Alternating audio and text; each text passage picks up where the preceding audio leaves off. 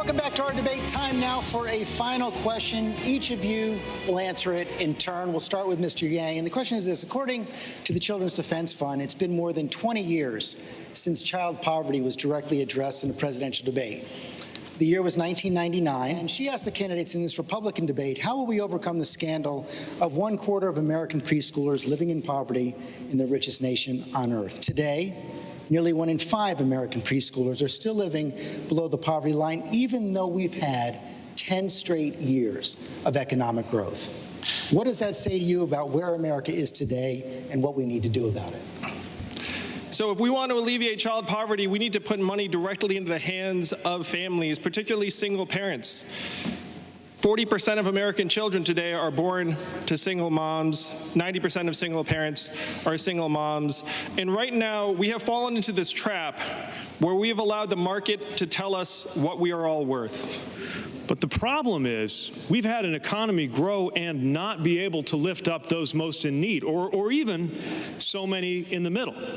When I'm president, we're going to measure the performance of our economy, not by the Dow Jones, but by the income growth of the 90%.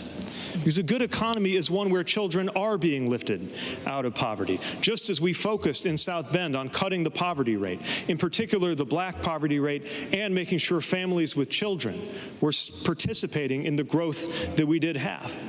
And I believe that the best investment we can make as a nation, the best investment we can make as human beings, is to invest in our children. And we've had enough of making rhetoric around this. Everyone says they love the kids. But here's the deal. It's time to come up with real plans to make that happen. I've talked before about a 2-cent wealth tax. But the whole idea behind it is we can do early childhood education and good quality child care. Universal pre-K for every 3-year-old and 4-year-old in America. And we can stop exploiting the people, largely black and brown women who do this work, and raise the wages of every child care worker and preschool teacher in America. We want to have a real future in this country. Then invest in our children. Don't leave public education just to our localities and our states. Be a good federal partner.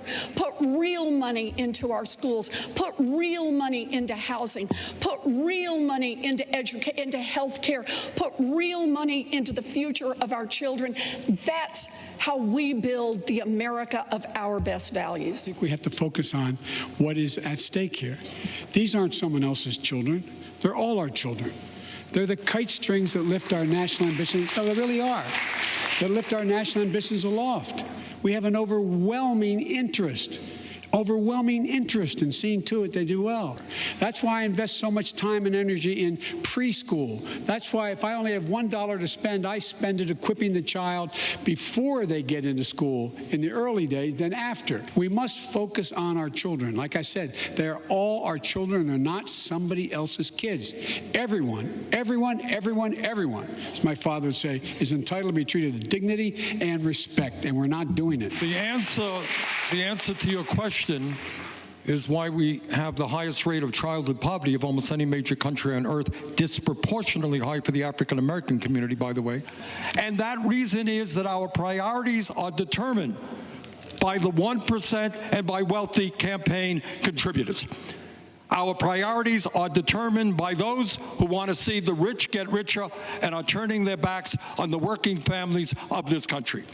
And there is a way. It's actually based on a National Academy of Science report, and I've used that to put together a plan to reduce child poverty in half in 10 years and eradicate it in a generation. We can do it with investment in childcare. We can do it with investment in preschool and school, and we can do it with tax credits, and we can get it done. I know that there is a better America out there, and that America lives in our hearts and minds. And that America understands that when a kid succeeds in Columbia, South Carolina, that is a triumph for every American. That investing in education and healthcare and good union jobs is actually an investment in our common humanity and in growth in the future, mobility, and justice. Candidates, thank you. Thanks for a great debate tonight. Thanks to our audience here at St. Anselm College. Thanks to our partners.